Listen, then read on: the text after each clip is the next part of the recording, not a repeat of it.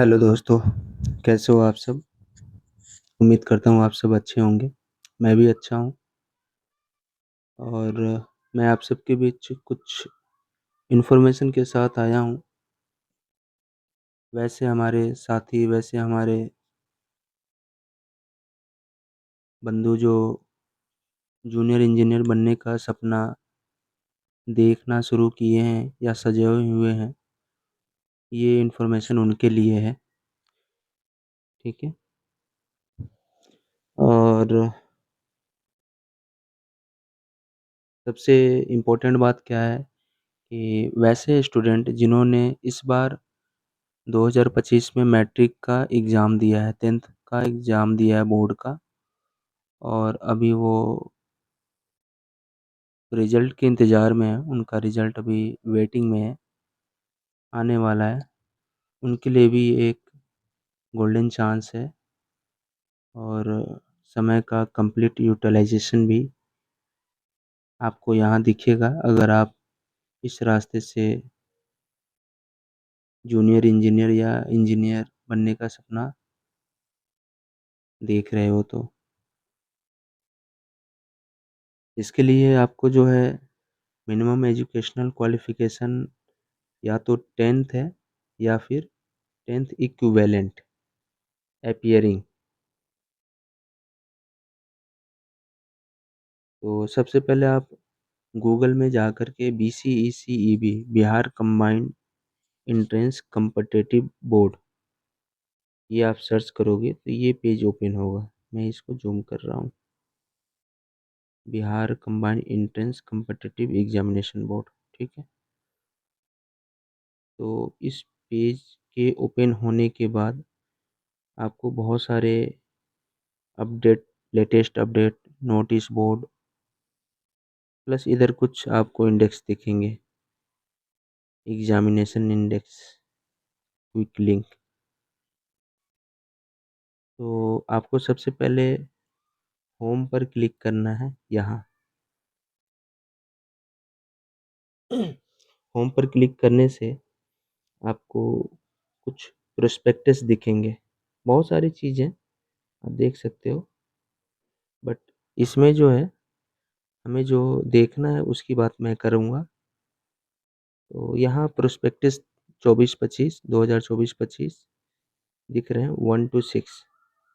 तो DCECEB इस पे जाना है, DCECE इसको क्लिक करना है।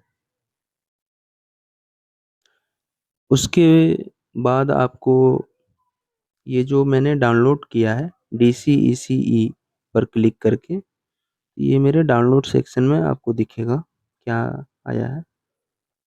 ये प्रोस्पेक्टस है DCECE, मतलब diploma combined entrance competitive examination. ठीक है ना, diploma certificate entrance competitive examination. ठीक है। ये 2025 का एडवर्टाइजमेंट, ये प्रोस्पेक्टस है, एडवर्टाइजमेंट नहीं बोलेंगे, प्रोस्पेक्टस है। इसमें आपको बहुत सारे इंडेक्स दिए हुए हैं, इंट्रोडक्शन, सिलेबस, इंस्टीट्यूट या कॉलेज या सीटें। ठीक है ना। इसको मेनली हम लोग, ये इसके थ्रू जो एडमिशन होता है ना, वो पॉलीटेक्निक इंजीनियरिंग कॉलेज में एडमिशन होता है। और वहाँ से जो पास आउट स्टूडेंट निकलते हैं 3 साल की पढ़ाई के बाद, वो जूनियर इंजीनियर बन के निकलते हैं। और एज ए जूनियर इंजीनियर वो जो भी गवर्नमेंट इंस्टीट्यूशन है, स्टेट के इंस्टीट्यूशन है, सेमी गवर्नमेंट इंस्टीट्यूशन है, जैसे कि नवरत्न कंपनी हो गई, महारत्ना कंपनी हो गई, सेल वेल, NTPC, कोल इंडिया, ये सब DFC वगैरह, ये सब नवरत्न, मेट्रो वगैरह नवरत्न कंपनी, ये सब हैं।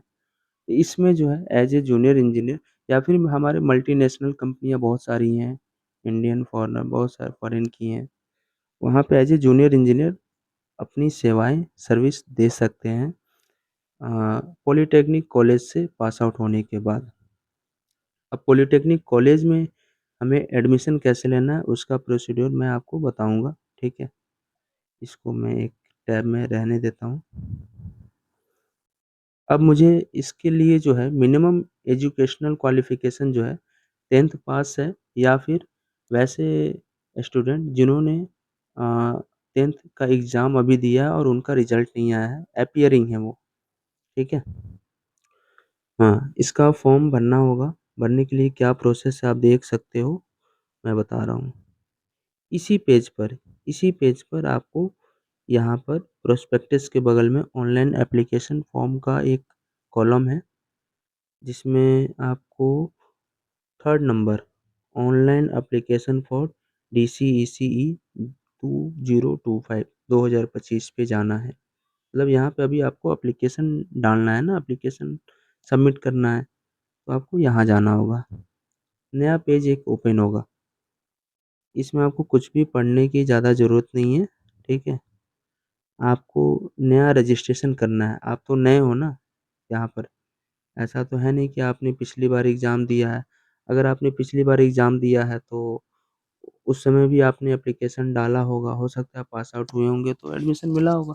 नहीं हुए होंगे, आप दोबारा अटेम्प्ट करना चाहते हो, तो आपके पास यूज़र आईडी होगी, उससे आप यहाँ लॉगिन कर सकते हो। नहीं है यूज़र आईडी कोई बात नहीं, न्यू रजिस्ट्रेशन पे आप जाओ।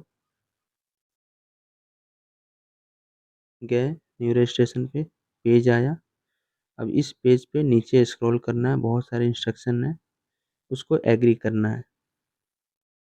एग्री करने के बाद आपको अपना यहाँ नाम डालना है, ठीक है? मैं XYZ डाला, ठीक है? कन्फर्म करना है नाम को अपना, वो किया मैंने। फादर नेम डालना है, मैंने ABC डाला। आपको अपने फादर का नाम डालना है, आपको अपना नाम डालना है। मैं एक एग्ज़ाम्पल बता रहा हूँ, ठीक है? डेट ऑफ बर्थ मान लो 5 मार्च मेरा बर्थडे है, आप लोग याद रखना, ठीक है? मान लो 5 मार्च 2001, ठीक? फिर डेट ऑफ बर्थ को कंफर्म करना है, 5 मार्च 2001। इसके बाद आपको अपना जेंडर डालना है, आप मेल हो फीमेल हो, ये इसमें सेलेक्ट करने का ऑप्शन आएगा। आपको अपनी आइडेंटिटी डालनी है, ठीक है? तो आइडेंटिटी देखो क्या आ रहा है, क्लास 10th रोल नंबर। मतलब इसमें जो है ना, आपको Aadhaar card, PAN card, voter ID इन सब चीज़ों की अभी यहाँ ज़रूरत नहीं है, लेकिन आपको अपने एडमिट कार्ड साथ में रखने होंगे, जिससे कि आपने जाके एग्ज़ाम दिया हो, उस पे रोल नंबर रहता है, वो रोल नंबर यहाँ डाल देना है। सपोज़ करो रोल नंबर है 350, मैंने डाल दिया। उसके बाद मोबाइल नंबर डालना है, इंडिया का कोड डला हुआ है पहले से बाय डिफ़ॉल्ट, तो मैं अपना मोबाइल नंबर डालता हूँ, ठीक? ईमेल एड्रेस डालना है, ईमेल एड्रेस मुझे याद नहीं है, देख लेता हूँ एक बार। उम उम उम उम,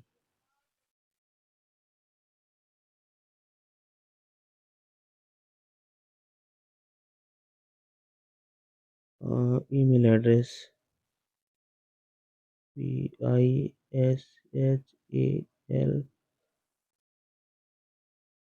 ये हो गया, सिलेक्ट कर लिया मैंने ईमेल एड्रेस अपना। फिर मुझे अपना पासवर्ड बनाना है, पासवर्ड मैं कुछ भी बना सकता हूँ। ये मान लो ABC @1 2 3 4 5 6, मिनिमम 8 डिजिट का बनाना है, ठीक है ना? जिसमें नंबर, कैरेक्टर और स्पेशल लेटर ये सब हो। 6 तक मैंने डाला है। सिक्योरिटी पिन, पासवर्ड मैच नहीं कर रहा है, तो वहाँ 5 तक मैंने डाला था। ABC @1 2 3 4 5 6, अब मैच किया।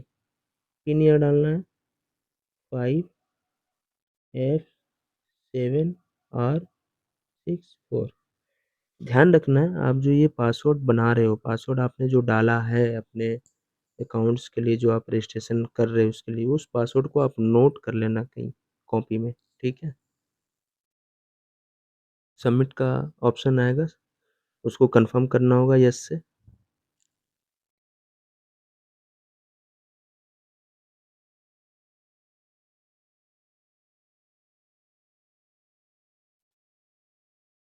और उसके बाद जो आपने अपडेट किया है वो सारी डिटेल यहाँ आएंगे, इसको सबमिट करना है।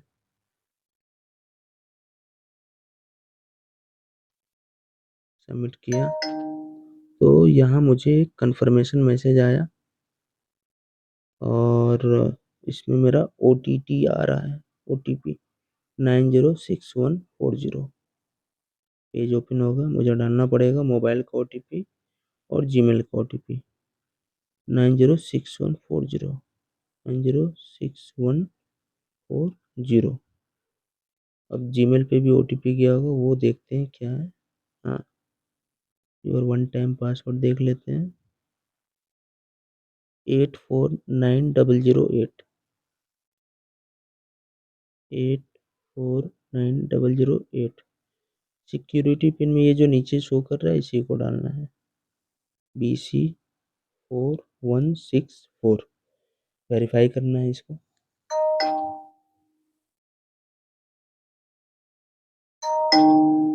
मेरा रजिस्ट्रेशन हो गया, ये मुझे मैसेज आया, यहाँ आप देख सकते हो, आपका पंजीकरण सफलतापूर्वक पूरा हो गया है। आपका पंजीकरण संख्या इतना है, कृपया अपने खाते में लॉगिन करें और ऑनलाइन आवेदन के बाकी जो स्टेप हैं, चरण है, उसको कंप्लीट करें, फुलफिल करें।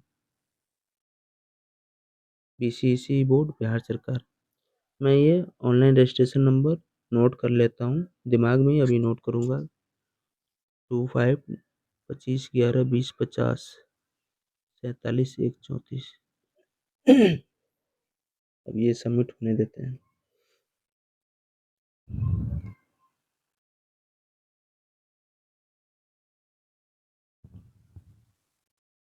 देखो एक पेज ओपन हो गया, इसमें क्या आ रहा है देख सकते हो आप चेंज, वही सबमिट करने के बाद change password notification, last activity, login, ये सब शो कर रहा है, लॉग आउट, ये सब। तो मुझे अप्लाई करना है, अप्लाई फॉर कोर्स ग्रुप यहाँ करेंगे, क्योंकि ये सब देखो आप रजिस्ट्रेशन बस कंप्लीटेड है, बाकी सब इनकम्प्लीटेड है। मैं यहाँ अप्लाई करने जा रहा हूँ। ठीक। अच्छा, इसमें क्या है देखो आप, PE मतलब BCEC जो एग्ज़ाम ले रहा है 2024-25, ये diploma combined diploma certificate combined entrance examination जो कंडक्ट करेगा आपका एग्ज़ाम, उसमें जो है पॉलिटेक्निक इंजीनियरिंग मतलब जूनियर इंजीनियर, PA मतलब पारा मेडिकल, ये इंटरमीडिएट लेवल पे है, +2 12th। PMM पारा मेडिकल माध्यमिक यानी 10th के लेवल पे है। तो अगर आप चाहते हो पॉलिटेक्निक इंजीनियर जूनियर इंजीनियर बनना तो PE को सिलेक्ट करना पड़ेगा, 3 साल का कोर्स है। पारा मेडिकल में जाना चाहते हो तो ये 2 साल का नर्सिंग कोर्स है, यहाँ पे आपको मिनिमम एजुकेशनल क्वालिफिकेशन 12th चाहिए, या फिर आपने इस बार 12th का एग्ज़ाम दिया है, अपीयरिंग है। ठीक है। और तीसरा जो है पारा मेडिकल माध्यमिक स्तरीय जो है PMM, ये भी नर्सिंग का ही कोर्स है, सेम एज PM, बट ये 2 साल की जगह 3 साल का कोर्स है, इसमें आपको 3 साल समय देना पड़ेगा। कोर्स ड्यूरेशन 3 ईयर्स है, या 6 सेमेस्टर आप कह सकते हो।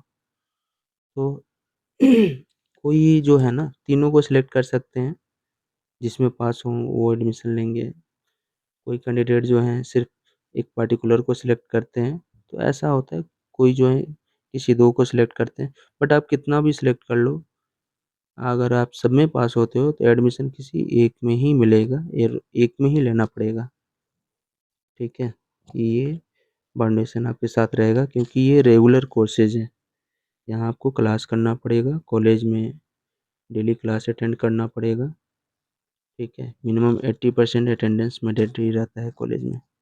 तो वो तो पास आउट होने की बात की चीज़ें हैं, अभी तो हमें इसके लिए तैयार होना है, और मैं इसके लिए आपको time to time content available करवाता रहूँगा, कैसे प्रिपरेशन करनी है, कहाँ फोकस करना है, कितना समय देना है, किस टॉपिक को अच्छे से देखना है, ये सब चीज़ें मैं आपको कंफर्म करता रहूँगा, ठीक है। पॉलिटेक्निक इंजीनियरिंग मैंने सेलेक्ट किया, तो मैट्रिक या मैट्रिक अपीयरिंग मतलब जो इस बार 10th का एग्ज़ाम दिए हैं उनका रिजल्ट अभी वेटिंग में है, आने वाला है। वो पीई सेलेक्ट कर सकते हैं। यहाँ से जूनियर इंजीनियर अलग-अलग अ, ब्रांच के बन के निकलेंगे। सेव कंटिन्यू करेंगे। नया पेज ओपन हुआ, ठीक है। इसमें कुछ पूछ रहा है, यहाँ पे ऑप्शन डालना है। बिहार के स्थायी निवासी हैं तो यस, नहीं है तो नो। माता-पिता स्थायी निवासी हैं।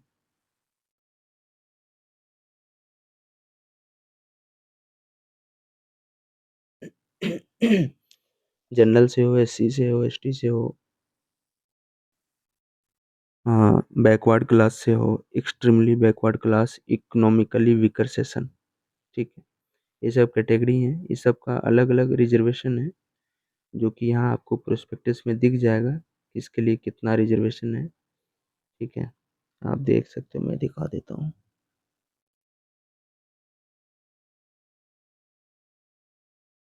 यहाँ देखो, एससी के लिए 16%, एसटी 1%, ईबीसी 18, बैकवर्ड क्लास 12, महिलाओं के लिए 3% और ईडब्ल्यूएस एक्सट्रीमली वीकर जो हैं उनके लिए 10%। बाकी जो 40% है वो अनरिजर्व मतलब जनरल कैटेगरी हो गए, ठीक।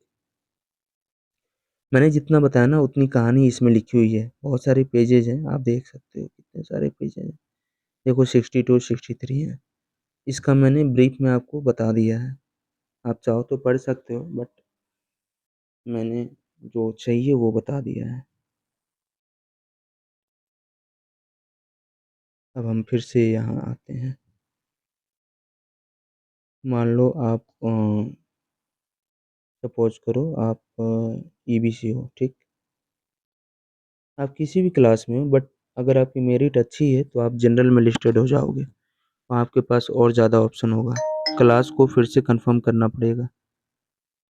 ईबीसी आप हो उसको फिर से कंफर्म करना पड़ेगा। किया। डीक्यू डिसेबल कोटा तो नहीं है, आप तो डिसेबल हो नहीं। अगर कोई है तो उनको यहाँ पे यस करना पड़ेगा। 50% मिनिमम डिसेबिलिटी मैंडेटरी है उनकी किसी भी बॉडी पार्ट्स में। एसक्यू मतलब मिलिट्री कोटा, आप मिलिट्री में तो नहीं हो। फैमिली इनकम अगर 8 लाख से कम है तो आप यहाँ इसमें ऑटोमेटिक आ जाओगे, ईडब्ल्यूएस में आ जाओगे, या आपको यहाँ मेंशन करना पड़ेगा। 8 लाख से ज़्यादा है तो वो भी मेंशन करना पड़ेगा, मतलब आपके फादर की इनकम, क्योंकि आप अपने फादर के ये हो ना, बच्चे हो, तो उनकी इनकम यहाँ देखी जाती है कि उनकी फाइनेंशियल स्टेटस कैसी है। उस हिसाब से आय प्रमाण पत्र आपको पास होने के बाद शो करना पड़ेगा, इनकम सर्टिफिकेट फादर का जो ब्लॉक से बनता है। डिस्ट्रिक्ट नेम मेरा वेस्ट चंपारण है, मैं डालता हूँ west Champaran. Identification mark,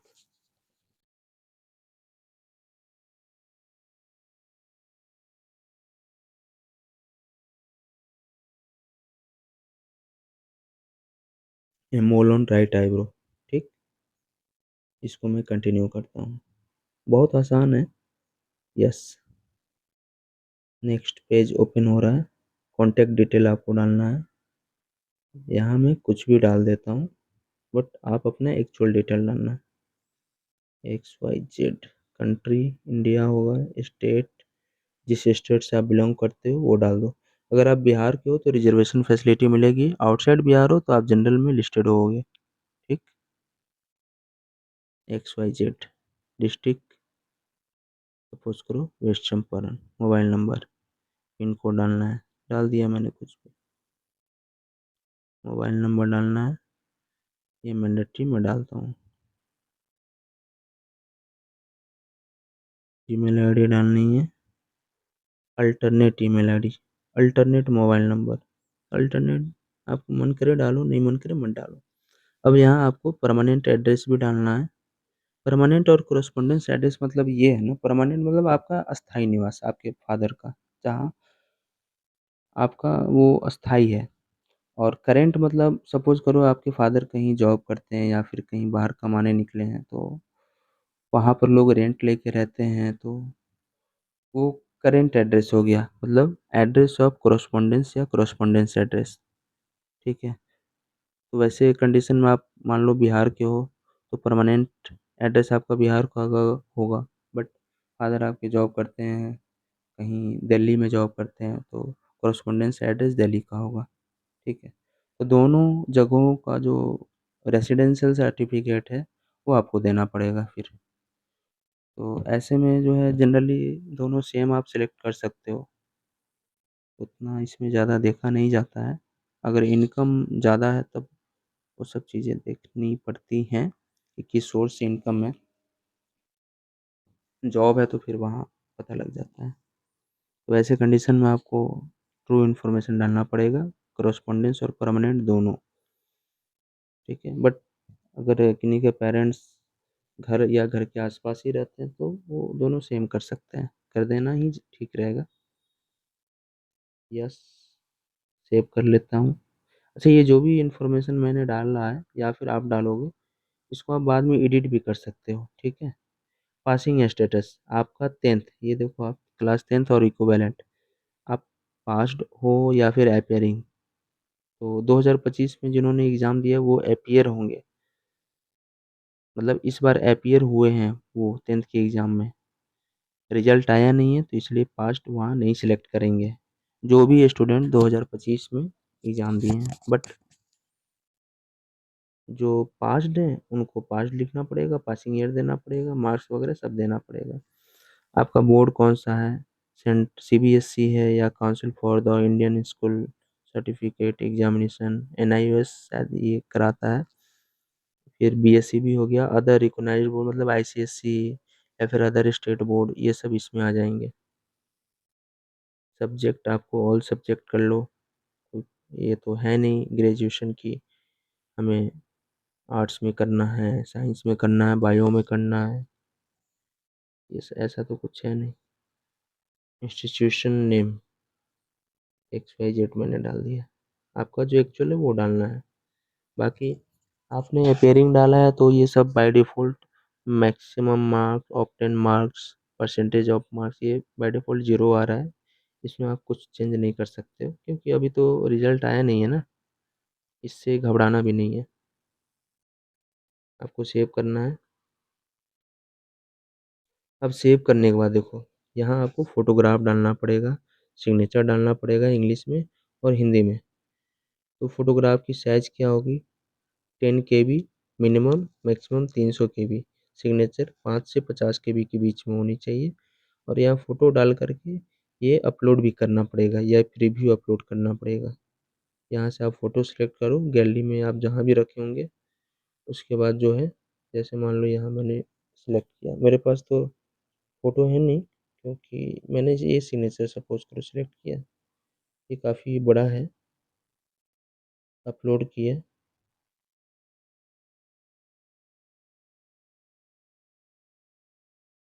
signature ही मैं सेलेक्ट कर लेता हूँ। देखो ये अपलोड नहीं हो रहा है, क्या लिख रहा है, साइज ऑफ अपलोडेड डॉक्यूमेंट या file exceed maximum size limit. Maximum 50 KB चाहिए और मैं 2.5 MB डाल रहा हूँ तो वो तो लेगा नहीं ना, आपको एक्चुअल डालना है। अच्छा, फोटोग्राफ का एक चीज़ मैं बता देना चाहता हूँ, फोटोग्राफ आपको कैसा लेना है ये मैं बता रहा हूँ, देख लो आप ध्यान से।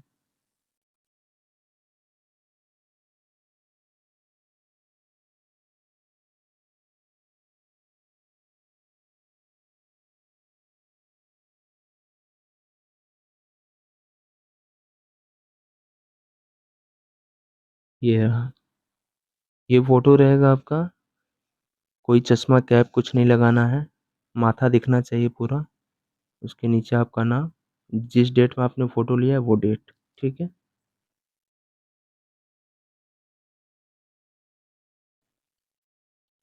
उसके बाद आप ये करोगे, सबमिट करोगे, रिव्यू अपलोड करके फिर बैक टू एडिट होना है यहाँ पे। ठीक है। मैंने तो ये किया नहीं है बट मैं हो जा रहा हूँ बैक।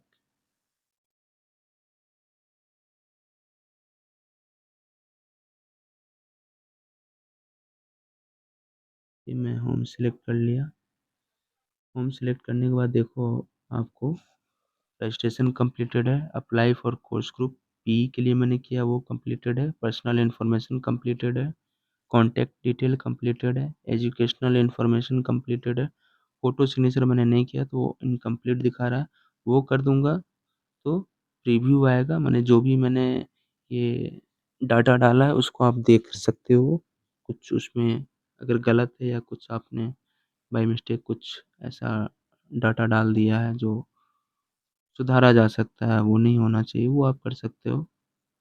वो करने के बाद सबमिट करोगे तो ये कंप्लीटेड आएगा। उसके बाद फाइनली पेमेंट का आएगा, पेमेंट ऑफ एग्जामिनेशन फ़ी। ठीक, देखो यहाँ मेरा जो पेंडिंग है फ़ोटो सिग्नेचर, यहाँ नीचे भी आ रहा है अपलोड फ़ोटो एंड सिग्नेचर, ये पेंडिंग है, ये भी शो कर रहा है यहाँ पे। एग्जामिनेशन फ़ी जो है ये आपका पता होगा आप लोग को। 1 मिनट मैं बता देता हूँ कितना एग्जामिनेशन फ़ी है।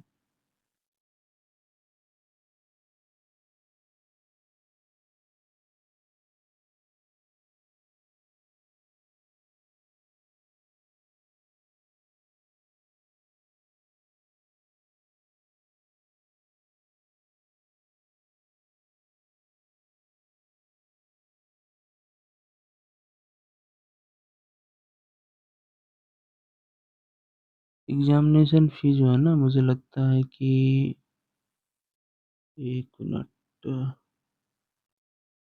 फ़ी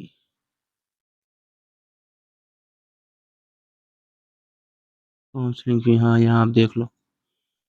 अगर किसी भी एक पाठ्यक्रम को आप सिलेक्ट करते हो पीई, पीएम या पीडब्ल्यूएम तो 480 रुपये लगेंगे, ठीक है।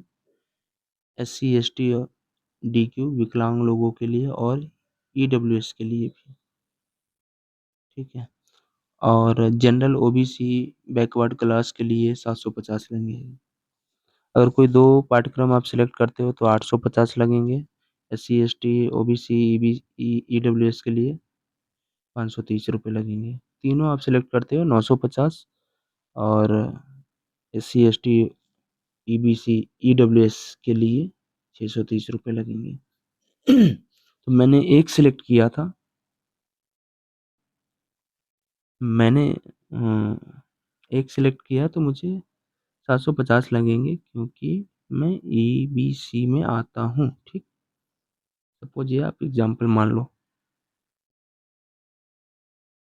मैं तो जूनियर इंजीनियर बन गया हूँ, बट मैं आपको असिस्ट करने के लिए सोचा कि एक कोशिश करूँ, एक प्रयास करूँ जिससे आपको हेल्प मिले, ठीक है। क्योंकि इतनी सी चीज़ों के लिए आप किसी दुकान शॉप पे जाओगे, कंप्यूटर की दुकान पे जाओगे तो वो थोड़ा करते हैं। आप तो समझदार हो, करंट जनरेशन के हो तो आपको तो अपडेटेड रहना है ना, चीज़ें कैसे हो रही हैं, क्या हो रही हैं। वहाँ भी अगर आप कराते हो तो आपको वॉचफुल रहना है कि हाँ, वो सही डाटा डाल रहे हैं, नहीं डाल रहे हैं।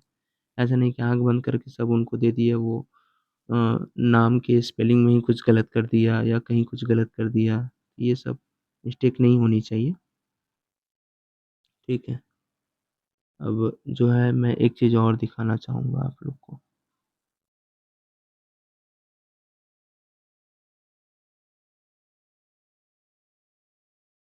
इसका जो ये आपको लास्ट डेट है ना शायद 30 मई तक है और पेमेंट का ये 30 अप्रैल तक है, सॉरी। और पेमेंट का जो लास्ट डेट है वो है आपको 1 मई तक। देखो यहाँ दिखा रहा है 30 अप्रैल तक रजिस्ट्रेशन क्लोज़ हो जाएगा, जो अभी मैंने किया उसके बाद नहीं होगा। पेमेंट 1 मई को क्लोज़ हो जाएगा। आप जो एप्लीकेशन पेमेंट कर दे रहे हो, सब कंप्लीट है, फिर आपको बाद में पता लगता है अरे मैंने अब कुछ गलत इन्फॉर्मेशन डाल दिया वो या फिर कुछ गलत वर्ड डल गया, मतलब आपने अपना नाम गलत डाल दिया, डेट ऑफ बर्थ गलत डाल दिया, कुछ मार्क्स मैट्रिकुलेशन का वो गलत डाल दिया या फिर जो भी हो, तो आप 2 से 3 तारीख के बीच में उसको एडिट कर सकते हो, वो आएगा उस समय ऑप्शन आएगा। वो होने के बाद आप ये बीसीसी के जो वेबसाइट मैंने अभी ओपन की थी, वहाँ पे जाकर के एग्ज़ाम के बारे में आप अवेयर रह सकते हो, नोटिस बोर्ड पे आएगा या फिर आप मेरे चैनल को सब्सक्राइब कर लो। एग्ज़ामिनेशन डेट जब भी अनाउंस होगी मैं तुरंत वहाँ अपडेट करूँगा, आपको नोटिफ़िकेशन मिल जाएगा, ठीक है?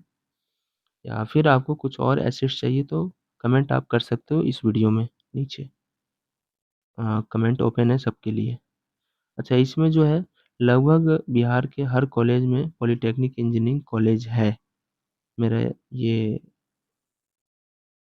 जो मेरी जानकारी है, और लगभग सभी कॉलेज में civil engineering, mechanical engineering, electrical engineering, electronics, auto engineering, computer science, ये सब हैं। किसी-किसी कॉलेज में कुछ अलग है ब्रांच, जैसे कि सिरेमिक्स हो गया, टेक्सटाइल हो गया, कपड़ा उद्योग से रिलेटेड, प्रिंटिंग हो गया, पेपर आपका जो न्यूज़पेपर छपता है, या करेंसी नोट हम लोग जो 500, 1000, 2000, 1000 तो बंद हो गया, 2000 भी बंद हो गया, 20, 50, 10, ये सब जो नोट छपते हैं 100 के, वहाँ करेंसी नोट में जो फैक्ट्री है वहाँ पे प्रिंटिंग इंजीनियर की ज़रूरत लगती है, प्रिंटिंग टेक्नोलॉजी इंजीनियर की।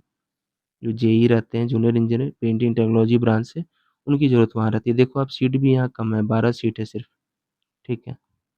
जितने भी पेपर छपते हैं, हिंदुस्तान, दैनिक जागरण, भास्कर, आज वगैरह जितने भी छपते हैं, ठीक है ना, वहाँ पर आइनॉक्स बहुत सारे पेपर हैं, अलग-अलग जगहों पर, अमर उजाला, वहाँ पर प्रिंटिंग टेक्नोलॉजी इंजीनियर की ज़रूरत लगती है।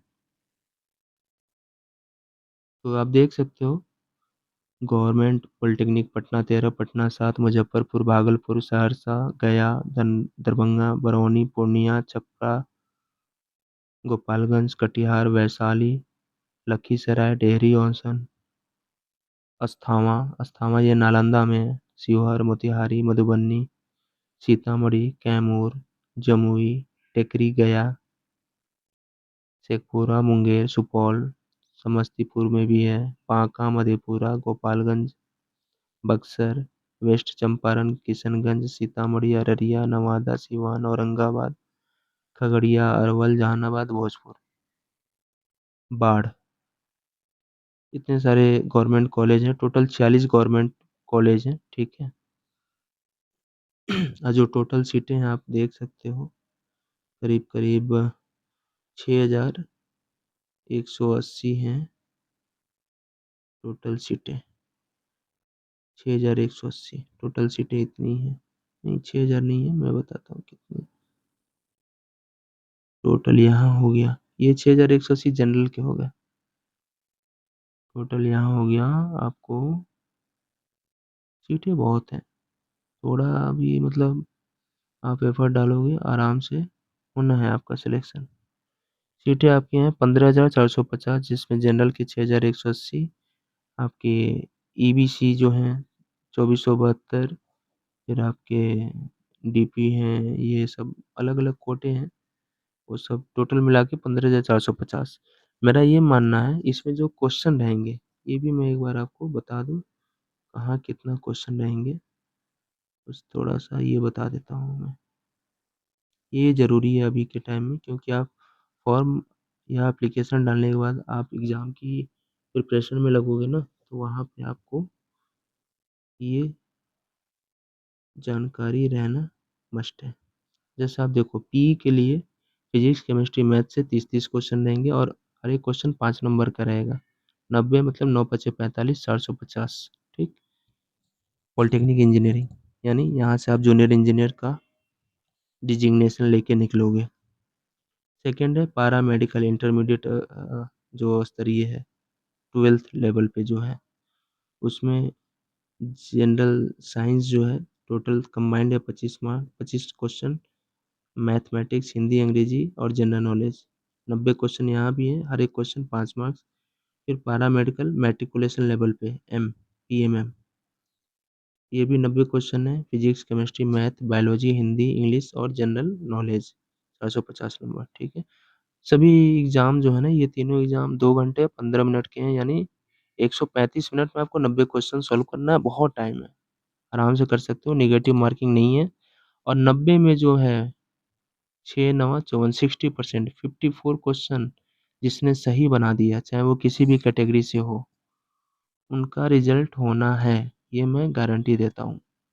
चाहे वो किसी भी कैटेगरी से हों, जनरल से हों, एससी से, एसटी से, ईबीसी से, ईडब्ल्यूएस से, मतलब किसी भी कैटेगरी से हों, गारंटी होना है रिज़ल्ट।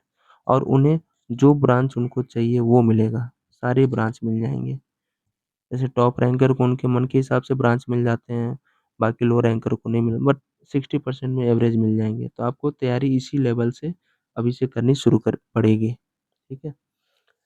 मैं आगे भी वीडियो डालूँगा कैसे तैयारी करनी है और क्या-क्या फ़ोकस करना है, क्या पढ़ना है। इस पे आप जो है मेरे चैनल को सब्सक्राइब कर लो और जो भी मैं वीडियो अपलोड करूँगा उसके नोटिफ़िकेशन आपको मिलते रहेंगे और मैं उम्मीद करता हूँ काफ़ी हेल्पफुल रहेंगे आपको, क्योंकि मैंने भी इसी प्रोसेस से जूनियर इंजीनियर डिज़िग्नेशन हासिल किया है और इसके आगे मैं गवर्नमेंट इंस्टीट्यूशन, कई सारे गवर्नमेंट इंस्टीट्यूशन में भी जॉब किया हूँ, सेमी गवर्नमेंट इंस्टीट्यूशन में जॉब किया हूँ।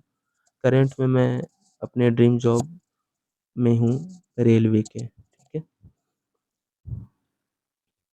तो यहाँ पे मैं सेक्शन इंजीनियर हूँ, अब जूनियर इंजीनियर से मैं आगे निकल चुका हूँ, ठीक है?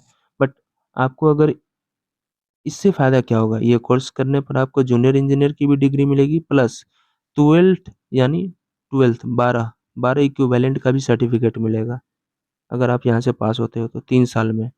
उसके बाद आपको बीटेक करना है, तो वहाँ जो 4 साल का कोर्स होता है वो जो है आपके लिए 3 साल का हो जाएगा। आपको डायरेक्ट सेकंड ईयर में एडमिशन मिलेगा, आपको फर्स्ट ईयर में एडमिशन नहीं मिलेगा।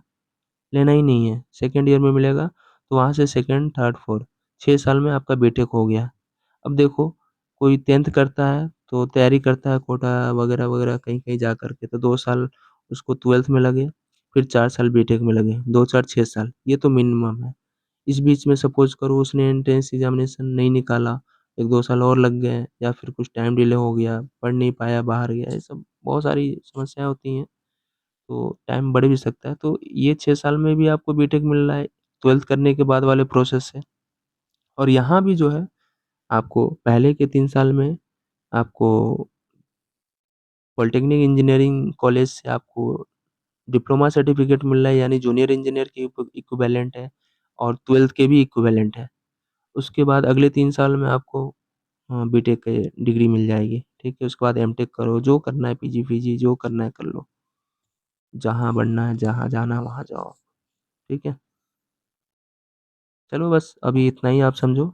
बाकी मुझे लगा मैं इस वीडियो को थोड़ा इंटरेस्टिंग बनाया हूँ, आपको अच्छा लगा होगा और काफ़ी कुछ समझ भी आया होगा, ठीक है?